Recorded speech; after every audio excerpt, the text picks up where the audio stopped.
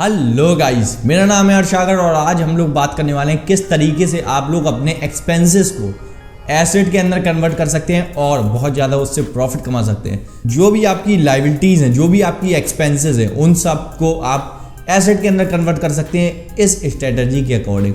और अगर आप लोग नई कार, नई टीवी, नया फ्रिज, नया मोबाइल, नया लैपटॉप, ऐसा कुछ चीज़ लेने जाने वाले हैं तो इस वीडियो को ज़रूर देखिएगा। आपके मतलब की चीज़ है इसके अंदर जो कि आपको एक बहुत ही वंडरफुल ट्रिक सिखा सकती है फाइनेंस के रिलेटेड। तो चलिए शुरू करते हैं, लेट गेट स्टार्टेड। सबसे पहले हम लोग बात करते हैं जो आपके एक्सपेंसेस हैं, उन एक्सपेंसेस को आप एसेट कैसे बनाएंगे। इस स्ट्रेटजी को कहते हैं हम लोग 50% स्ट्रेटजी। यहाँ पे आपको अपना एम लेके चलना है, मतलब जब आप गोल का पीछा कर रहे हैं, गोल आपको 1 लाख रुपए रखना है। जैसे मैं एग्जाम्पल बताता हूँ, मेरे को जैसे 1 लाख का कैमरा लेना, मैं गोल रखूंगा मेरे को 1 लाख का कैमरा लेना है। लेकिन जब मैं उस गोल को अचीव कर लूँगा, जब मैं कैमरा खरीदने जाऊँगा, तब मेरे को वो 1 लाख का कैमरा नहीं लेना है। मेरे को जो अभी आगे ट्रिक्स में बताऊँगा उनको फॉलो करके 50 से 60 हज़ार के आसपास का लेना है। वो ट्रिक्स आएंगे किस तरीके से आपको 1 लाख वाली चीज़ 60 हज़ार 50 हज़ार में मिल जाएगी। तो होगा उससे ये, जो 40 हज़ार आपके बचेंगे, उस 40 हज़ार को आप लोग शेयर मार्केट के अंदर लगाएंगे या उसी कंपनी के अंदर लगाएंगे जिस कंपनी की आप चीज़ खरीदने वाले थे, जो कि एक सबसे बेहतरीन उपाय है बगैर किसी फंडामेंटल को पढ़ने के, बगैर किसी फंडामेंटल को जज करने के, बगैर किसी कंपनी की रिसर्च करने के। सबसे बढ़िया उपाय है कि आपको अगर पता है कि मैं एक बेस्ट प्रोडक्ट यूज़ कर रहा हूँ तो आपको उसी कंपनी के शेयर खरीद लेना है, सीधा उतनी कंपनी के शेयर खरीद लेना है, कोई दिक्कत नहीं, आपको प्रॉफिट होगा ही होगा। जैसे कि सतीश कुशवाहा जी भी करते हैं, सतीश की वीडियो वाले, उन्होंने टाटा मोटर्स, जैसे उन्होंने टाटा की कार खरीदी तो उन्होंने टाटा के शेयर खरीदे, उन्होंने एप्पल का लैपटॉप खरीदा तो उन्होंने एप्पल के शेयर भी खरीदे। इसी तरीके से जो भी वो चीज़ों को यूज़ कर रहे हैं उसी चीज़ों के शेयर खरीदते जा रहे हैं, जिससे होगा ये कि प्रॉफिट उनको होना ही होना है, डेफिनेटली रिटर्न्स है। इसलिए नहीं क्योंकि वो एक यूट्यूबर हैं, इसलिए क्योंकि वो एक जो हम लोग अपनी चीज़ उपयोग कर रहे हैं उसी चीज़ के शेयर खरीदें। जो आपने ये 40 हज़ार इन्वेस्ट किए वो कंपाउंड हो गए। जैसे मान लीजिए अभी आपने 40 हज़ार इन्वेस्ट किए और 60 हज़ार रुपये का आपने कैमरा ले लिया, 40 हज़ार रुपये आपका 5 साल बाद लगभग डबल हो जाएगा अगर आप शेयर मार्केट के अंदर 20% इंटरेस्ट निकाल लेते हैं। स्विंग ट्रेड करेंगे तो आपका इतना तो बहुत आसानी से निकल आएगा। थोड़ा दिमाग का काम है, आई बटन में वीडियो मिल जाएगी उसकी। 20% आपको रिटर्न मिलता है तो 5 साल में आपका पैसा डबल, मतलब आपको 10 साल लगेंगे 1,60,000 रुपये इकट्ठा करने में। पहले 5 साल में वो 40 हज़ार था, 40 हज़ार का 5वें साल 80 हज़ार हो जाएगा और 80 हज़ार को आप फिर लगाएंगे तो वो 1,60,000 हो जाएगा। तो 1,60,000 आपका 10 साल के बाद होता है। और कॉमर्स की भाषा में एक चीज़ कही जाती है कि जो भी आपने एसेट खरीदी, जो भी मतलब आपने ये कैमरा खरीदा अपने पर्सनल यूज़ के लिए, उस पर्सनल यूज़ को हम एक्सपेंस कंसीडर करेंगे, ठीक है, कोई दिक्कत नहीं।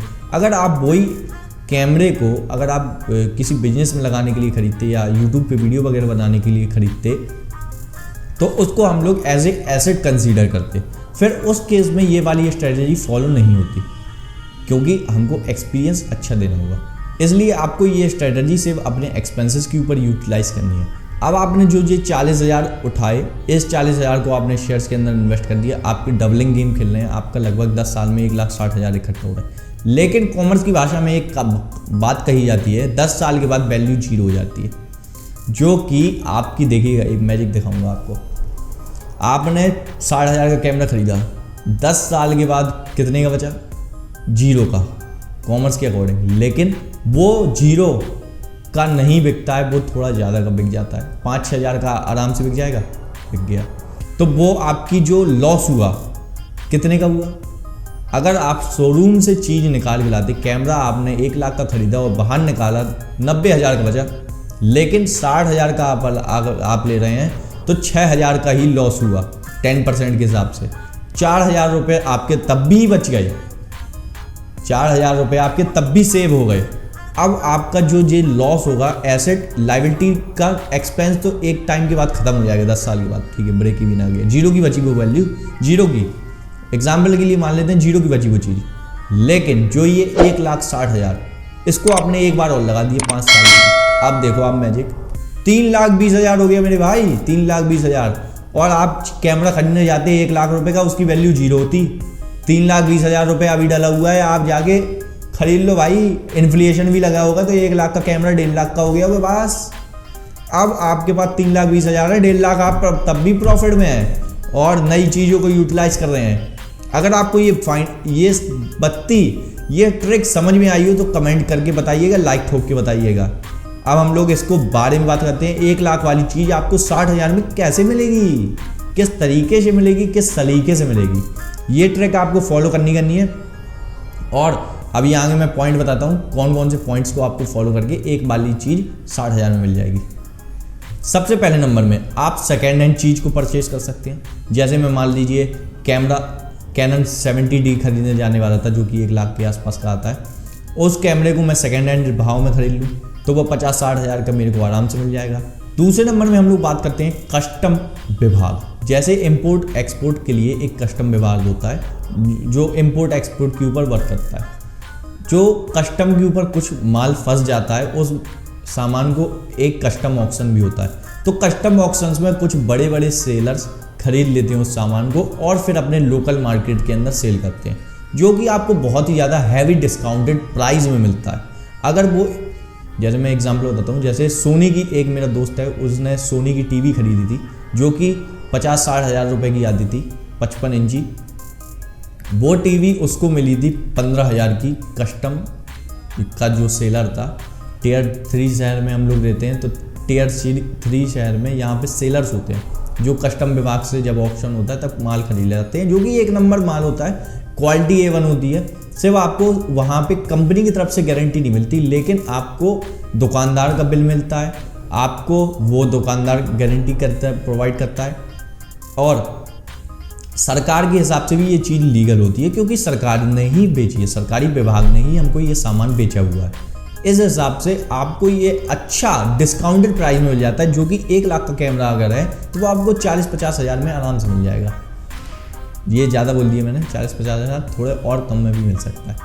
तो ये ट्रिक भी आप फॉलो कर सकते हैं। तीसरे नंबर में हम लोग फॉलो करेंगे क्रेडिट कार्ड और बजाज फाइनेंस वाली ट्रिक। बजाज फाइनेंस का कार्ड पे मैंने बताए हुए किस तरीके से आप लोग EMI बनवा सकते हैं और कौन सा उपाय है कि उससे 12% क्लब, और भी बहुत सारा डिटेल के अंदर हम लोगों ने डिस्कस किया हुआ है कि किस तरीके से हम लोग को उससे ब्याज कमाना है।